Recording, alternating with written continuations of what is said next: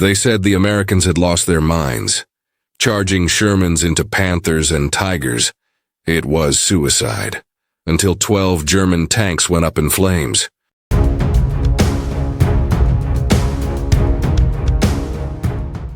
The Ardennes Forest, Belgium, December 17, 1944. The morning light struggled through the gray sky, filtered by clouds swollen with snow. The cold was the kind that bit through gloves, through skin, and into bone. Every breath came out white and heavy, hanging in the still air before fading into the fog that blanketed the forest. The world seemed frozen in silence, until the distant rumble of engines began to roll through the valley, like thunder behind a mountain. Captain William "Bill" Carter stood beside his Sherman tank, calliope steam rising from its idling engine. His breath came in shallow bursts. His face was chapped and unshaven, his eyes fixed on the tree line across the open field. Somewhere beyond that ridge, German Panzers were moving. Reports had been coming in all night, radio chatter garbled and tense. The Wehrmacht had launched a surprise counteroffensive. The Battle of the Bulge, though no one called it that yet, had begun. Around him, the men of Company C, 33rd Armored Regiment, moved like ghosts. They were tired, hungry, and filthy after days of holding ground in the snow. Sergeant Paul Haskins, the loader, crouched beside the tank cleaning frost off the gun sight. Private Owens, the driver, had wrapped a scarf around his mouth so only his eyes showed. The engines of 15 Sherman tanks muttered across the field, like a herd of beasts waiting to be unleashed. Far to the west, artillery thundered. The sky flashed orange for a heartbeat, then fell dark again. The men paused, listening. It was too far to matter, yet close enough to make their stomachs twist. Carter reached into his coat and unfolded a damp map. Thin black lines marked supply routes and river crossings, but most of them were already meaningless. German forces had broken through to the north. The 1st SS Panzer Division was moving fast, too fast. If they reached Stavelot before sundown, they'd cut off the entire regiment. He folded the map again and muttered, mostly to himself, "We hold this line or there won't be a line left." The men around him said nothing. Words had become currency they couldn't afford. They knew the math. Their Shermans were fast, but their armor couldn't stop a Tiger shell. One hit, sometimes even a near miss, and the tank went up in flame. Still, they climbed aboard when Carter gave the signal. The ground trembled faintly under the weight of 15 tanks turning east. The engines roared to life, drowning the silence of the forest. The storm was coming. Inside an abandoned farmhouse turned command post.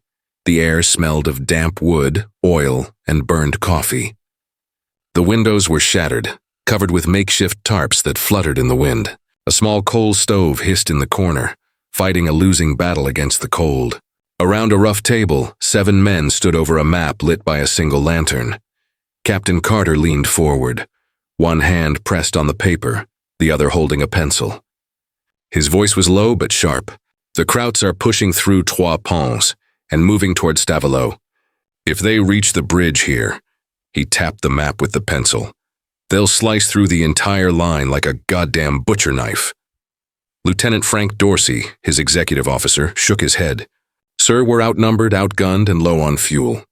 We can't stop a Panzer division with what's left of Company C." Carter's jaw clenched. "No one else is left to do it." The men exchanged glances. Outside, the sound of engines idling mixed with the creak of frozen branches. Somewhere beyond the trees, a machine gun burst echoed, distant but ominous. Sergeant Haskins broke the silence. "Captain, maybe we dig in and wait for reinforcements. Use the terrain, make them come to us." Carter looked up, eyes cold and unreadable. "And when they do, they'll pin us down and blast us to hell. We won't last 10 minutes in a defensive position." He drew a quick circle on the map with his pencil. "The fog's thick, visibility's garbage. If we hit them fast, flank them here, we might punch through before they realize what's happening." Dorsey frowned. "That's suicide." "Maybe," Carter said quietly, "but better to die moving forward than waiting to be slaughtered." The room fell silent again. The men stared at the map, at the narrow ridge and the frozen field marked with red pencil. Carter's proposed route. It went straight toward where intelligence believed the German armor was gathering. Carter straightened up, folding the map. "We leave in 20 minutes. Load armor-piercing rounds first. Tell your gunners, keep moving, keep firing, don't stop for anything." No one argued after that. Orders were orders, and Carter's reputation left little room for debate. Outside, the men began readying the tanks. The snow fell heavier now, thick flakes melting against the hot steel of Sherman engines. The smell of fuel and smoke mixed with the sting of winter air. Somewhere in the fog, a German officer was giving his own briefing, confident, assured that the Americans were on the run. He was wrong. The snow had thickened by the time Carter stepped back outside. The world had turned white and gray, sky and ground blending into a single endless haze. The engines of 15 Shermans rumbled in unison, the deep mechanical growl vibrating through the ground like the heartbeat of some sleeping beast. Men moved through the haze, silhouettes in heavy coats and helmets dusted with frost. Every motion was deliberate, practiced. They checked turret bearings, tightened track pins, loaded ammunition. Nothing left to chance. These weren't rookies anymore. Months of war had burned the boyishness out of them, leaving only routine and reflex. Private Owen sat in the driver's seat of his tank, slapping his gloves together to keep the blood moving. His breath fogged the periscope glass.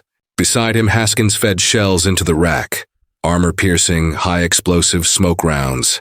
Each one clanked like a church bell when it hit the metal lining. Feels like the end of the world out there, Owens muttered. Then let's make sure we end it on our terms. Haskins replied without looking up. Carter moved between the tanks, checking each crew personally. He had long since stopped giving speeches. Words couldn't do what steady eyes and a hand on the shoulder could. Each man who looked at him found the same thing, resolve. Not bravado, not recklessness, but the quiet certainty of a man who had already accepted the cost. Check your fuel. Check your radio. Don't wait for orders if you lose contact, he said as he passed by. You see movement, you engage. Fast and loud. Lieutenant Dorsey followed close behind, relaying orders to the other platoons. In the distance, the forest was swallowed by fog, but through it came faint echoes. German engines, the clatter of treads over frozen dirt. They were close. Too close. The first tank gun thundered a short test round, the sound cracking through the still air like a thunderclap. Birds exploded from the treetops, their cries swallowed by the wind. The men flinched not from fear but from instinct. The wait was over. Carter climbed onto Calliope, the command tank, and settled into the turret hatch.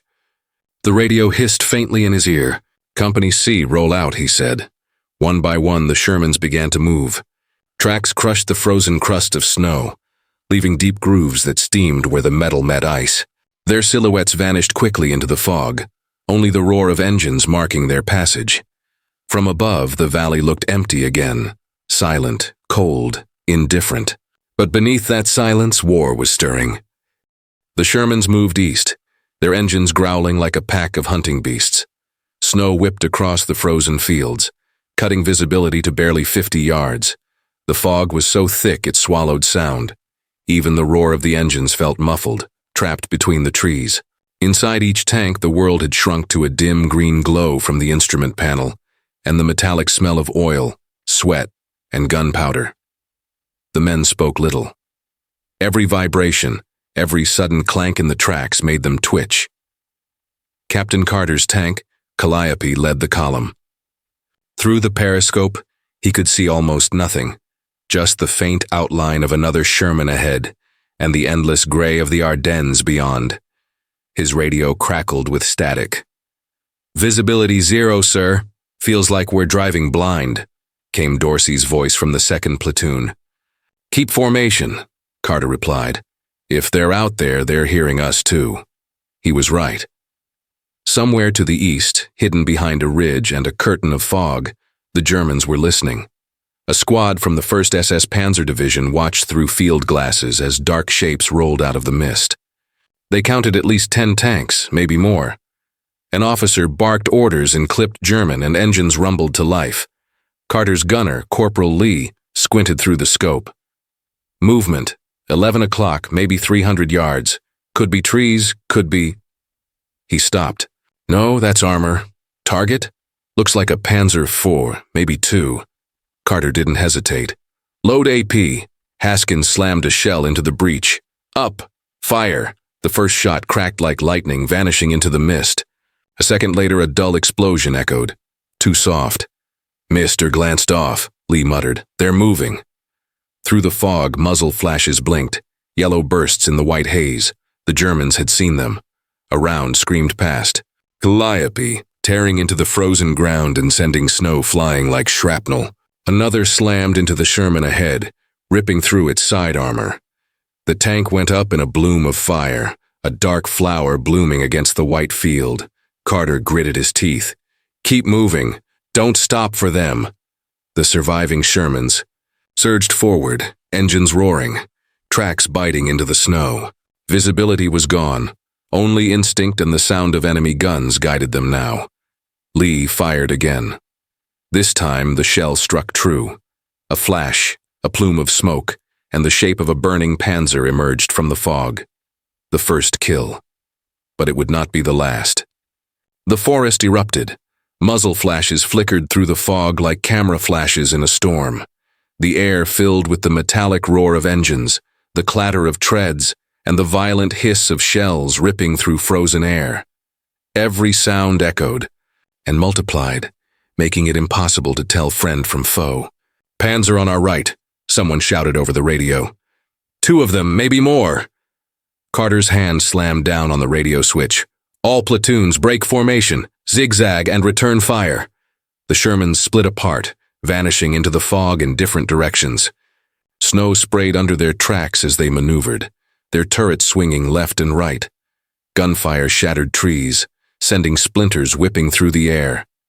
Inside Calliope, Corporal Lee's hands were trembling on the controls. The tank jolted as a shell exploded nearby, rocking them sideways. "They've got us bracketed," he yelled. Carter peered through the periscope, his vision filled with smoke and snow. A dark shape loomed ahead, low, angular, unmistakably German. "Panther tank, 200 yards, load AP, up, fire."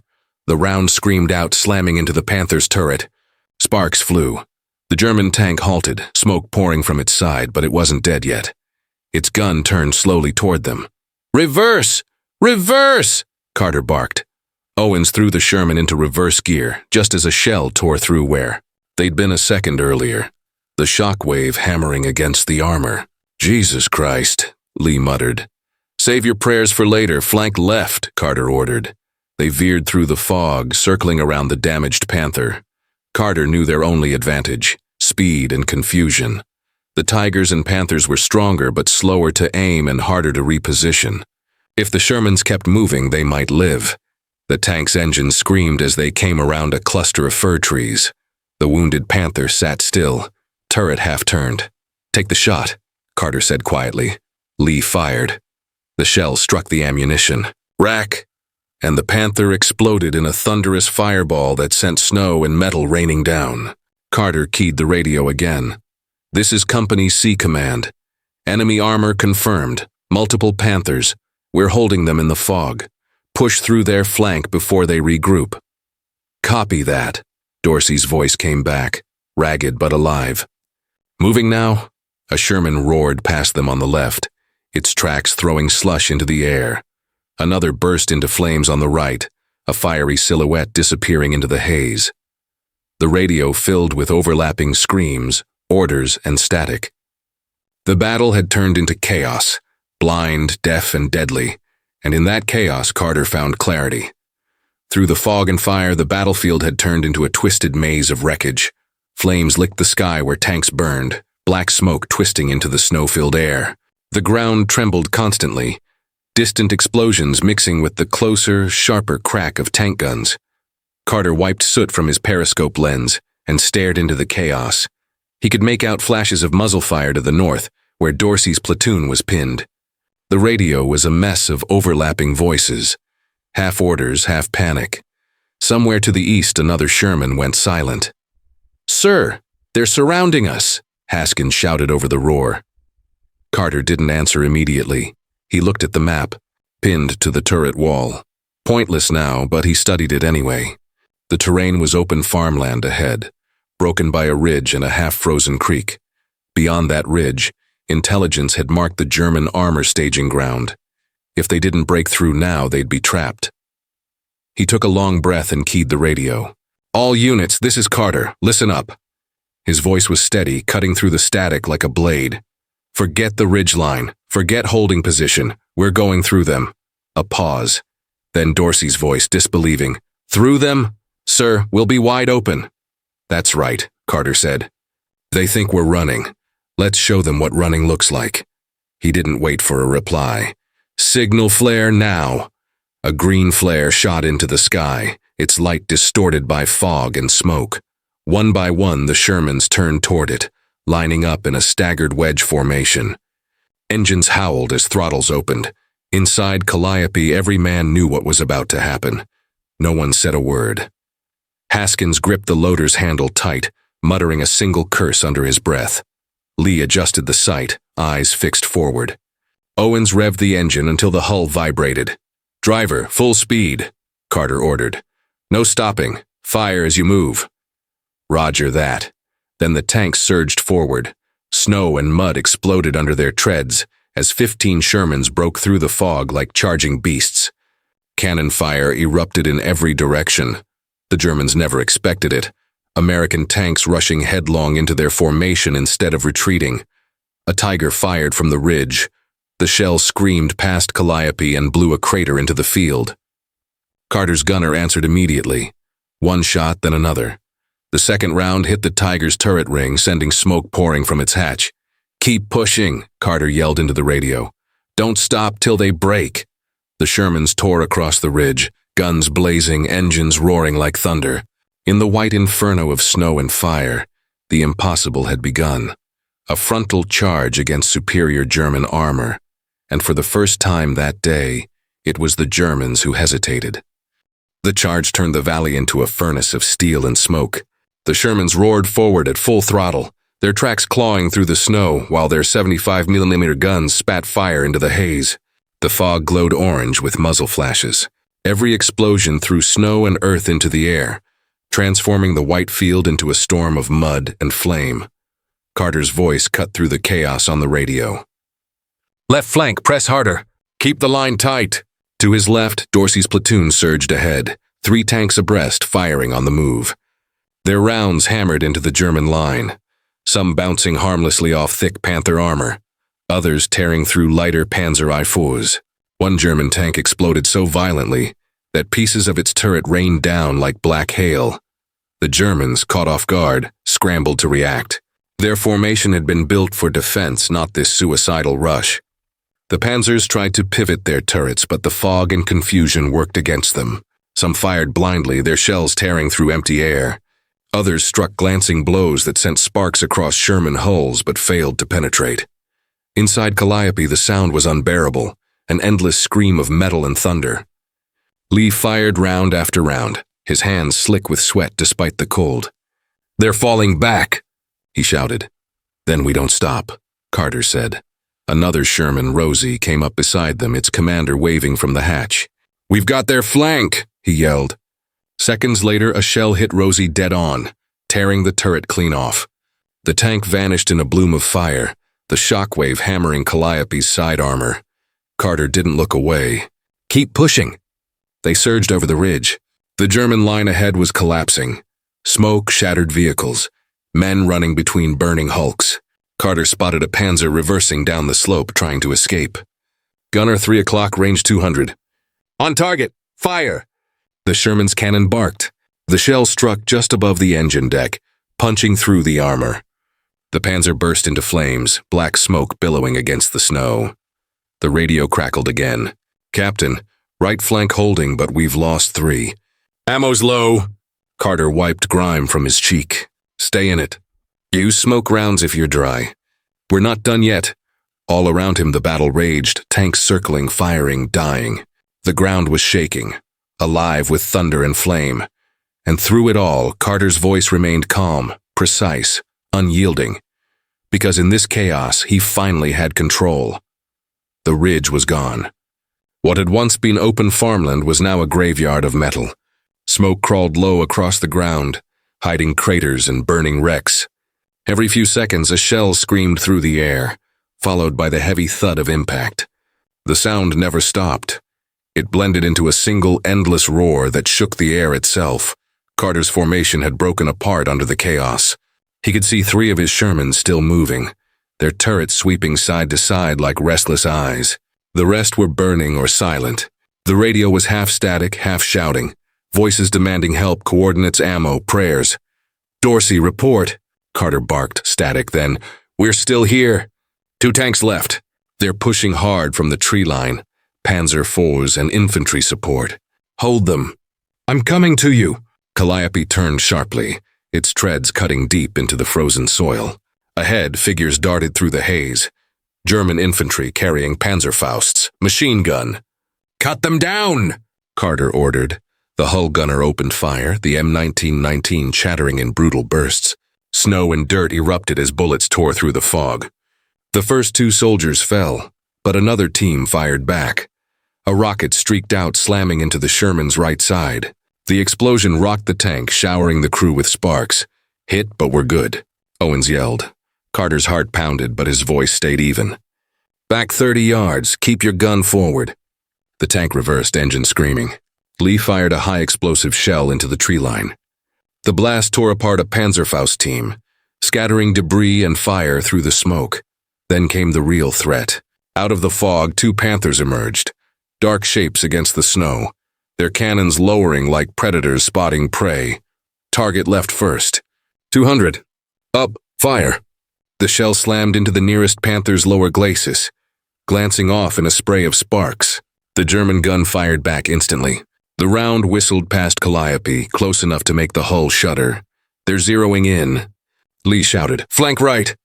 "Use that crater for cover." Carter barked. The Sherman lunged forward, dipping behind a smoking wreck. The moment they cleared the crater's lip, Lee fired again.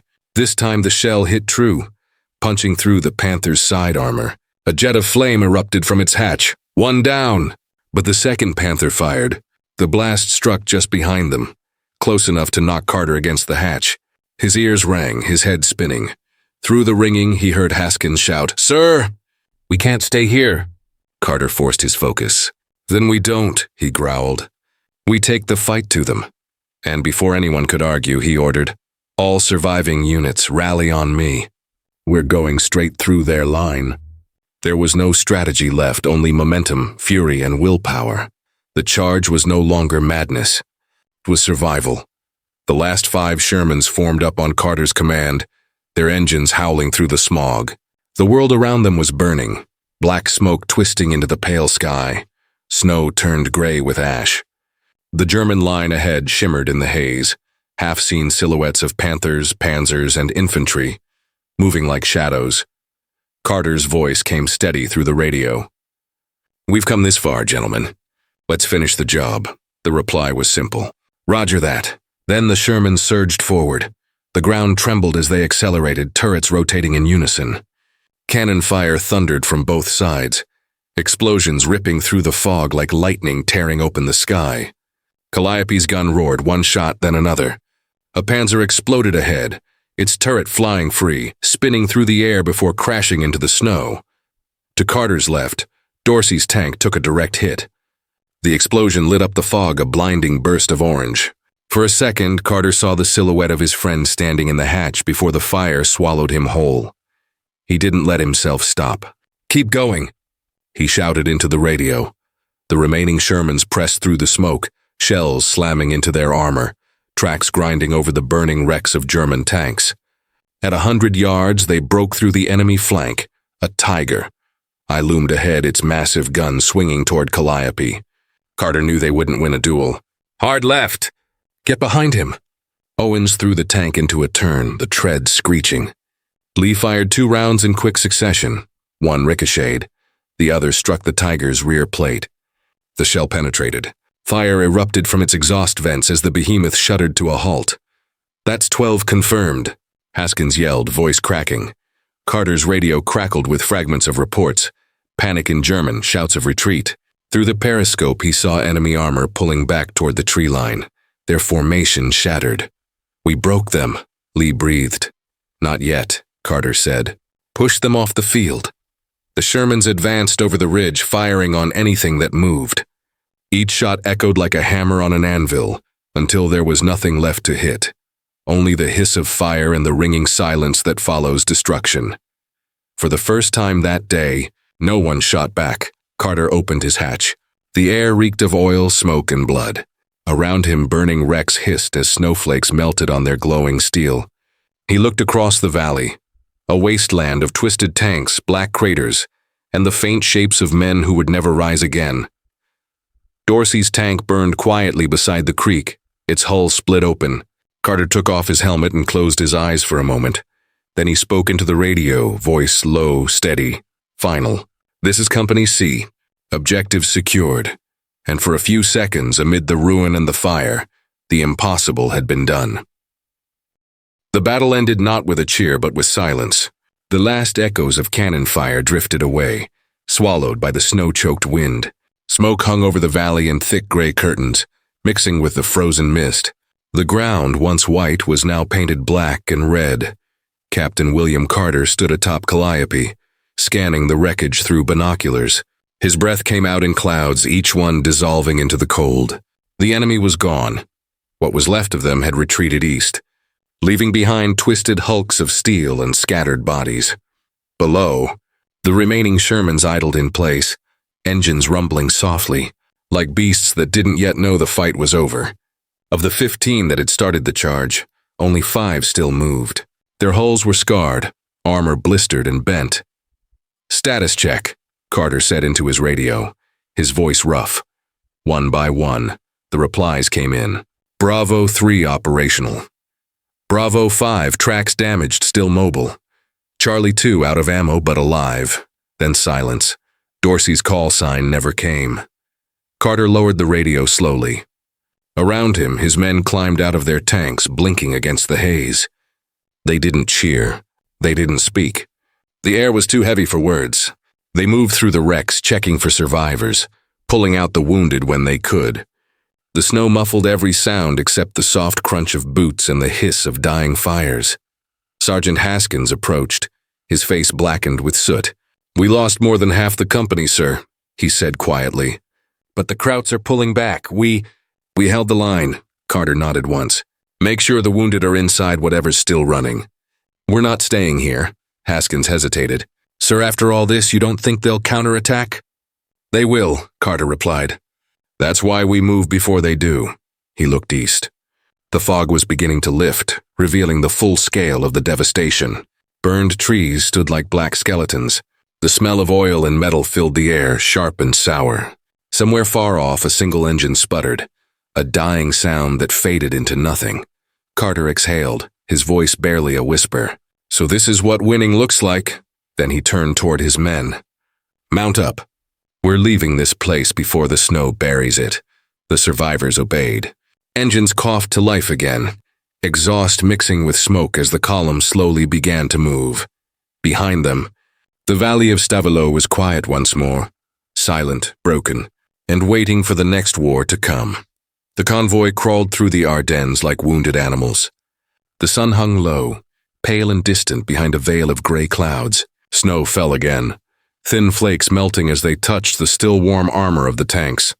Carter rode half out of his hatch, scanning the tree line through a pair of battered field glasses. His men followed in silence. 5 Shermans, engines coughing, tracks grinding against the frozen mud. The world was quiet but not peaceful. Too quiet, Carter thought. The kind of quiet that comes before trouble. "Keep interval at 50 yards, he ordered over the radio, eyes sharp. "We're not out of this yet." The forest thickened as they moved east. Branches sagged under the weight of snow. Somewhere in the distance, a crow cawed once, then nothing. Suddenly, the lead tank, Bravo 3, jerked to a halt. The radio crackled. "Captain, I think I saw..." A thunderous crack split the silence. The lead Sherman exploded, its turret flipping into the air and crashing into the trees. The shockwave rocked Calliope, filling the air with dirt and smoke. "Ambush! Right flank!" Carter shouted. Machine guns erupted from the tree line. Tracer rounds cut through the fog, red lines slicing across the white snow. A second explosion tore up the ground beside them. "German anti-tank guns, driver, full reverse," Carter barked. "Gunner, smoke now." Lee fired a shell that burst into a cloud of white phosphorus, cloaking the Shermans in dense smoke. Visibility vanished, but it gave them cover. "Return fire, suppress that tree line," Carter yelled. The surviving tanks opened up, their cannons booming in rapid succession. Each shot lit the fog like lightning. Tree trunks splintered, branches fell, and the German guns went silent one by one. Then came the infantry, gray shapes running through the smoke, shouting in German. Panzerfausts glinted in their hands. Machine gun. "Sweep low!" Carter shouted. The hull gunner fired, the weapon chattering relentlessly. Men fell, the survivors dove for cover. A rocket whooshed past and exploded behind them, showering the area with shrapnel. "Hit them again!" Carter roared. Haskins loaded another shell, high explosive, and slammed it into the chamber. Lee fired. The round detonated at the base of a cluster of trees, sending fire and dirt skyward. The ambush collapsed as quickly as it had begun. For a long moment there was only the crackle of fire and the low rumble of the engines. "Casualties?" Carter asked, voice low. "2 tanks gone, sir. Crew from Bravo 3, no survivors." Carter's jaw tightened. "Keep moving. They'll send more." The tanks rolled forward again, engines growling, smoke trailing behind them like ghosts. In the Ardennes, victory was never final. It just meant you lived long enough for the next fight. The road east was nothing more than a frozen trail carved through shattered trees and burned soil. The snow had turned gray from ash. The wind carried the stench of oil and cordite, the smell of war that never quite left your lungs. The remaining 3 Shermans crawled forward, their engines tired, armor streaked with soot and blood. The men inside were silent. No one dared to say it out loud, but they all knew of the entire company's sea that had entered Stavelot that morning. Only 18 men were left alive. Carter rode in silence, one hand gripping the edge of the hatch, the other clutching a map that no longer mattered. The radio was dead, burned out by shrapnel. The snow muffled everything now, their engines, their pain, even their thoughts. "Road forks ahead," Owen said quietly from the driver's seat. "Left goes north toward the ridge. Right leads east to Bastogne." Carter didn't answer right away. He looked toward the ridge. Black smoke still rose from behind it, the ghost of the battle they'd left behind. Then he looked east, where the faint orange of dawn was breaking through the clouds. "East," he said finally. "We find the rest of the division." They rolled on. For a long stretch there was nothing but the steady rhythm of the engine and the hiss of treads over snow. The world felt empty, stripped of everything human. The men no longer spoke of fear or orders or victory. They only thought about fuel, ammo, and how long the engine would hold out before freezing. Then, out of the fog, a column appeared. American trucks, medics, and infantry moving west. They stopped when they saw the tanks. A young lieutenant climbed down from a jeep, eyes wide. "Jesus Christ," he muttered. "You boys look like you came out of hell." Carter stepped down from Calliope. His uniform was black with grime, his face carved with exhaustion. "Close enough," he said. The lieutenant looked past him at the wrecked Shermans, the burn marks, the hollow eyes of the surviving crew. "How many of you?" 18, Carter said flatly. The lieutenant swallowed. "And the Germans?" Carter met his gaze. "They're not our problem anymore." The man nodded slowly, then turned to shout orders for medics. As the soldiers moved in, Carter looked back down the road, the one they'd just come from. Smoke still curled into the cold sky, rising from the valley like a dark memorial. He climbed back into his tank, resting one hand on the turret. "Let's move," he said quietly. "War's not done with us yet." The engine rumbled to life, echoing across the empty hills. Behind them, the snow fell heavier, covering the wrecks, the tracks, and the bodies. By nightfall, the valley would look untouched, as if nothing had happened at all. But somewhere beneath the frozen ground, the legend of the Mad Sherman Charge was already taking root. The Battle of Stavelot ended in smoke and silence, but its echo lives on, a testament to courage born from desperation. Captain William Carter and his men proved that steel alone doesn't win wars. Men do. Their reckless charge turned fear into fire, and defeat into defiance. If this story moved you, honor their memory by keeping history alive. Like, share, and subscribe to the channel, so more people can feel the heartbeat of those who fought for freedom. Their bravery deserves to be remembered, always.